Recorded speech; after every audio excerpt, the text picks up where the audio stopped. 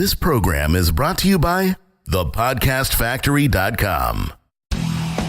Ben Settle, super practical. I'm not telling people to have a mistress. I'm teaching you, learn the lesson from the people who have a mistress, because there's many business lessons that apply. Pious. There's a part in the book of Revelation where Jesus says, I want you either hot or cold. I'm spewing lukewarm churches out. And I think it's a good way to look at your list. Romantic to his very core. Once in a while, I'll give my girl a present, like a Snickers bar or something. And totes tender. If someone asks you to walk on eggshells, smash the eggshells and let the chips fall wherever they may. Adored by feminists everywhere. It takes a strong woman to admit when she's wrong. Not a judgmental bone in his entire body. I look at all the free information people give just on Facebook and I go, what a bunch of time hose. Has a PhD in armchair philosophy. In the land of dumbasses, the smartass is king. You'll never meet a more sensitive guy. If you really care about people, you shame the hell out of them.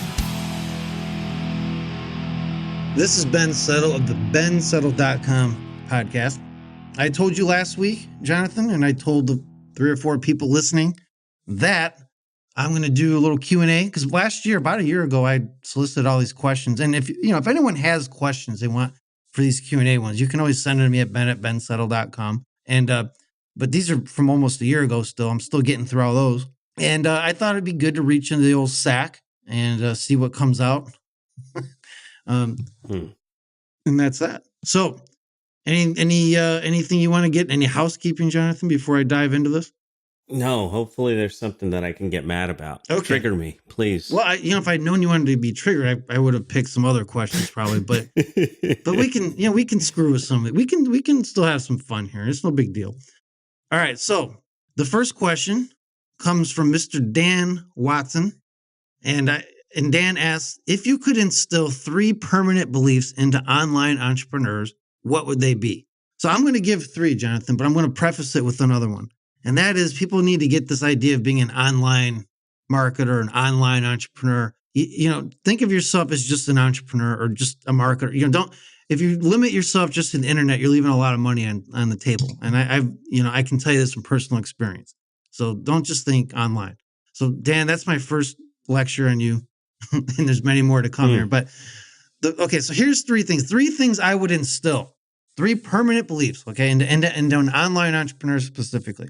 Number 1, and none of this is probably going to sound new to any longtime listener, but, sometimes repetition is good. A little repetition ain't going to hurt anybody, at least not me. And the first one is consistency trumps proficiency. Now, this has nothing to do with Donald Trump. Jonathan, do you know that if you want to get if you have to get an email open right now, just put Trump in the subject line? Yeah, I did it not too long ago and it worked like gangbusters. I mean, that guy's the new Obama, literally. It was the same with Obama. If you just put him in there, you'd get. I love all these. I really love all these really polarizing presidents we're getting. It's good. All right, so consistency trumps proficiency, meaning being consistent every day with whatever you're doing. I don't care what it is. I think it should be daily emails, but whatever it is more important than you being the best at it. And people, there are people who are really good, for example, at doing emails, but they only mail once a month. They would make a lot more money if they just did it every day. Maybe they're not only 70% as good as they would normally do. They'd make a lot more money, but they don't think that way. Or they're just projecting their own emotions onto their market, which happens a lot where they think, well, I wouldn't want all these emails every day, so they must not, which is a very selfish way of marketing. But be that as may, consistency trumps proficiency. I will take consistency. If I had to choose one of those 2 attributes, being really good at something or just really had this just stubborn consistency at doing whatever it is, I would take consistency every time. Another thing is remembering, and this is from the book of Jim Camp. It's almost like a holy book to me, Jonathan, the book of Camp. The book of Camp, 4-8. Where do you read it? I'm thumping it. Fundamentals override tricks and tips. I mean, or you could say principles override tactics. Now, a principle is like a rule or like a law of something that always works. It's very consistent. It's like the laws of gravity or whatever, versus a tactic, which a tactic is by definition taking the advantage away from an enemy. Something which is fine. You can still use that stuff. By all means, use the tricks and tips and tactics, but make sure you're based in solid fundamentals first. So for example, if you're going to go build out a giant funnel, but you still don't have an offer yet, you're doing it back-asswards. And unfortunately, a lot of people do that because they don't have the fundamentals down. They don't even know how to write an ad or an email or anything. And yet they can build these giant funnels. And then they think, why am I not making money? Well, that's why, because it's not about the thing. It's about understanding how people like to buy, like the principles behind that. So that's another thing. And then finally, the third permanent belief I would instill in young Dan Watson is you cannot bore people into buying. The only sin you can really make in advertising and marketing is being boring. I mean, there's other ones too, like not making a call to action and all that, not being clear. But at the end of the day, if you're boring someone, 2 words is too much. But if you're not boring someone, 1,000 words is fine, as long as you're not boring them. And I'm talking about emails and copy and stuff, but this applies to any type of marketing. Don't bore people. You can't bore people. You need to be paranoid about not boring people.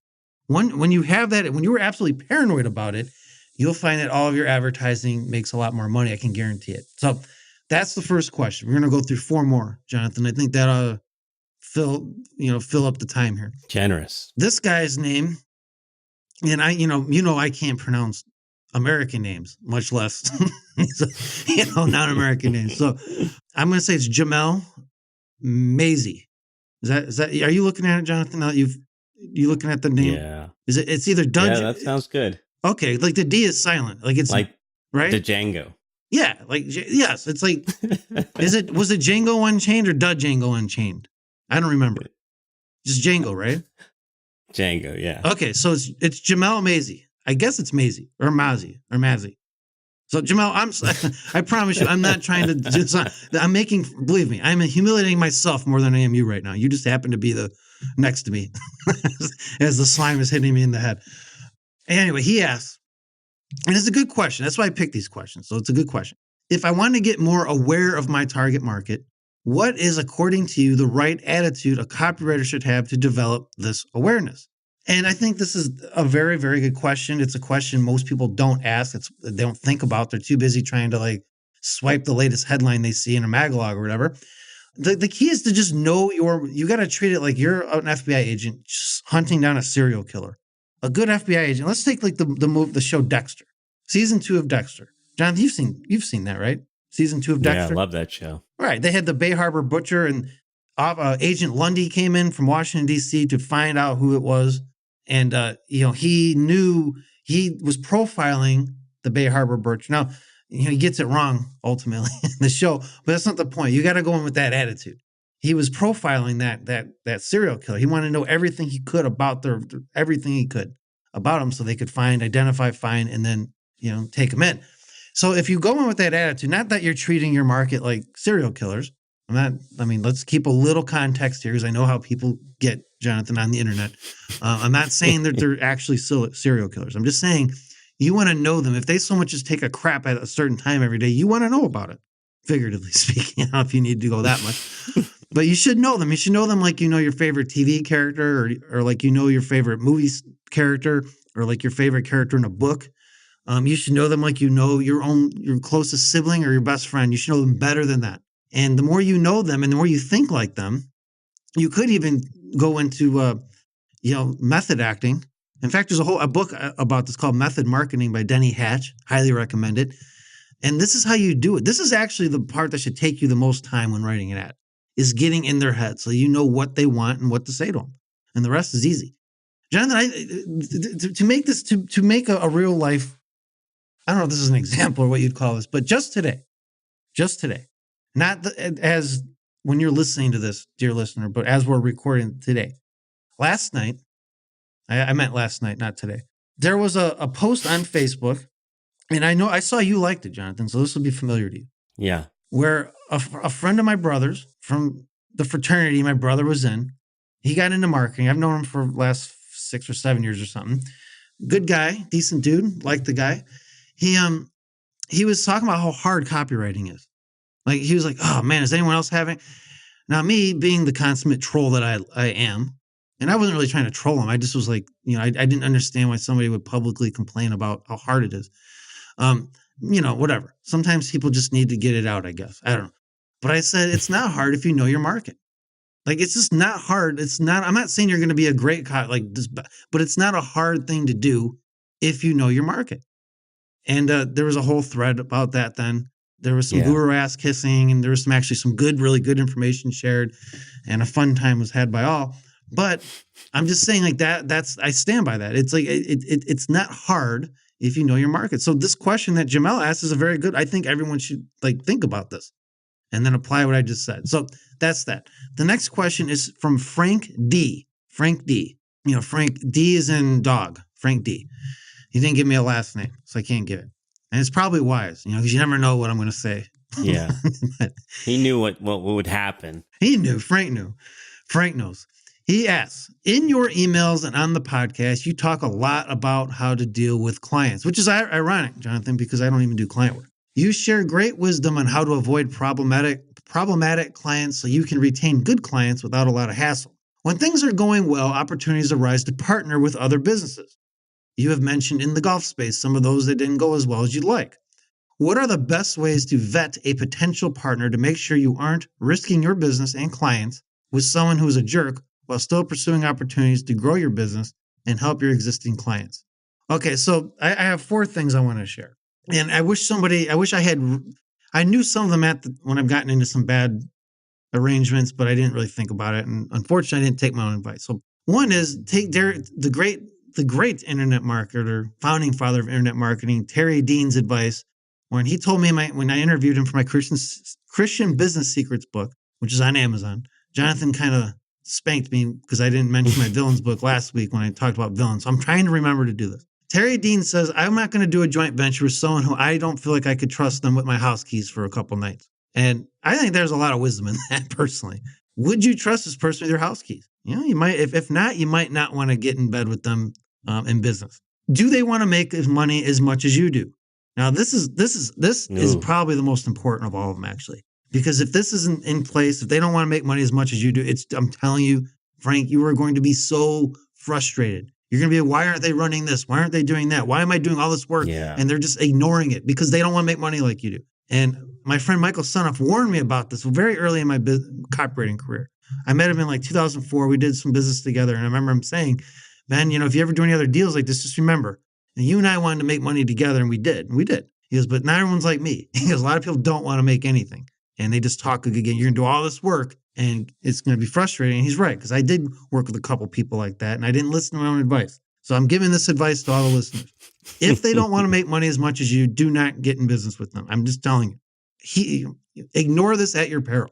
The next one. I do obviously think you should get an agreement written by a lawyer.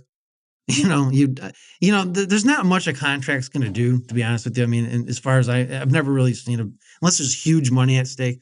But what's important is that you do at least get a contract just to cover your own ass. But also you want to have the right to look at the books whenever you want. And, I think that's a powerful thing. And you want them to make sure that they realize that you have the ability to look at their books whenever you want, assuming they're controlling the purse and all that. That's good. It keeps them on their toes, right? I mean, they're going to have to jump through some major hoops to defraud you or whatever. So, and then finally, and this is just common sense, listen to your gut. If someone's giving you a bad feeling, you may not want to get in on that one. There's probably a reason for it. Since the minute you had your 5 senses developed, they've been bringing in all the information your entire life. All 5 of those senses, bringing in information on a subconscious level, storing it, sifting it for you, and trying to warn you when something in the milk ain't clean. All right? So listen to your gut. All right, next question. This is from email player subscriber. And God, I know I'm going to butcher her last name. I know I'm going to butcher her last name. There's and this isn't even I'm not even joking about this one. Her name is Holly. I think it's Thethwa. And I believe we have a silent M. I believe we have a silent M in that too. I could be wrong. And Holly, that I have nothing but respect for you. And I'm not trying to, I can't help it. You married into that name. Okay. It's not my fault. It is my fault that I can't pronounce anything. Choices. So it's kind of your fault for asking the question in the first place, Holly. I'm sorry.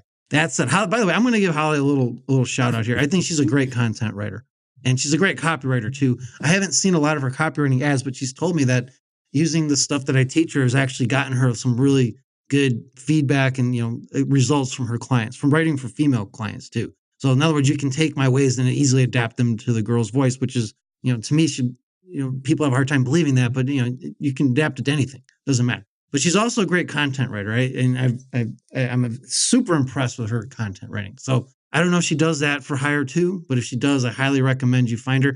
It's Holly. Last name is Mthethwa. I'm not going to butcher it. I just spelled it. You can easily find her. I suspect she's the only one with that name on the entire Google.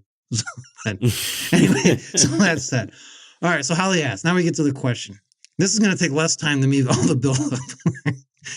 Can you give me a couple more examples of how to remember what I learned and ingrain it in my brain, apart from telling me to get a new one? Well, I would never tell you to get a new one. Holly, you have a great brain. Don't even, and her mom has a good brain too, Jonathan. Let me give her mom a shout out. Her mom read at least the first 3 Enoch Wars books and gave me a good review on Amazon. And so hat tip to her too. So anyway, 2 things, Holly. One is repetition. So you said you want to learn something. I'm big on whatever you really need to learn, consume it 10 times. And this goes with anything that's important. You don't have to do it everything you do, but all the important stuff. Right now, I'm on my 4th or 5th time through this product called the 7-Figure Academy by Dan Kennedy. It's kind of a long product, so it's taken me a while. And I stopped going. I went back to something else, and I'm coming back to it. I will go through it 10 times because I need to do the same thing, or I'll forget stuff. And 2, teach what you learn to others.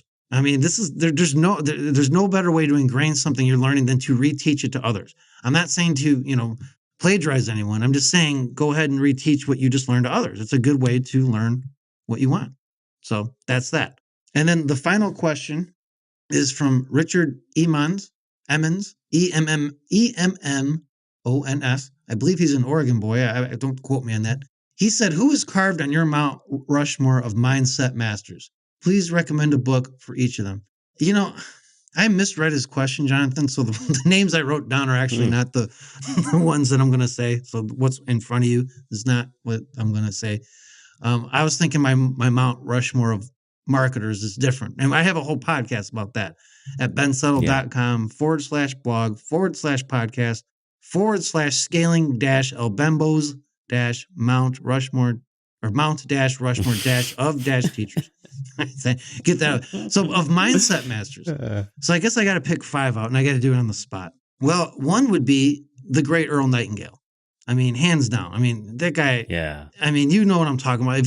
His Lead the Field program, his Strangest Secret, and all these other things he's done, it's all really very, very, like you take that over any so-called mindset person out there today, as far as I'm concerned. Another person that I don't think some of these guys would be considered themselves mindset people, but like Matt Fury, the great email king, Matt Fury. Big time. Yeah. That guy is just an incredible individual, in my opinion. I mean, he just knows stuff. And the way he approaches things, just the mindset behind how he approaches his work and his workouts and his philosophy of success in life. Everything. I mean, just everything. I mean, you cannot do wrong and he, by the way, he's got like 3 Facebook groups now.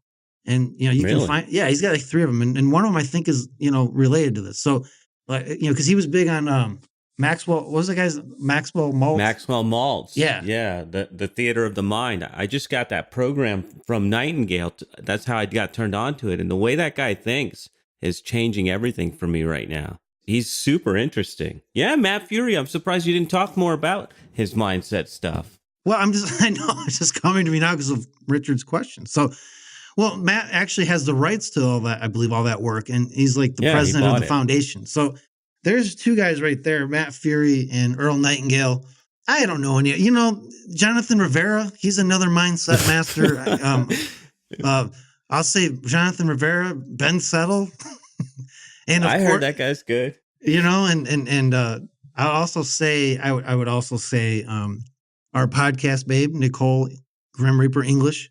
The 3 of us, nice. The 3 of us now, the 3 of us, okay, we are so far above Earl Nightingale and Matt Fury, but we don't have any stuff out on this. So you're just going to have to stick with Earl Nightingale and Matt Fury. We're greedy AF. And that's all. I'm just going to leave it at those 2. Because, really, if all you did was, for mindset stuff, if all you did was that. So my Mount Rushmore only has 2 faces on it, okay, of mindset masters. And that would be Earl Nightingale and Matt Fury. And those 2 alone, I mean, you can't go wrong. So that's all I got for this week, Jonathan. I'm done. I'm done mispronouncing names. I'm done with all this. Next week is going to be part 1 of a 2-part series, what I entitled 24 Ways to Triple Your Sales. And we'll see how that goes. I've written this as an email and as an article, and it got a lot of good feedback. So I thought we'd go deeper into it on our podcast. So that'd be next week. Gee whiz, I don't know how you're going to do that in your short time span. But all right, another bensettle.com podcast is in the can. Thank you for tuning in, and we'll be back next week. You've been listening to the bensettle.com podcast. To download yourself a free issue of Ben's prestigious $97 per month email players newsletter, which is going to show you 24 ways to write emails people eagerly read, click, and buy from, head on over to www.bensettle.com. Well, off you go. You know it makes sense. This is the podcastfactory.com.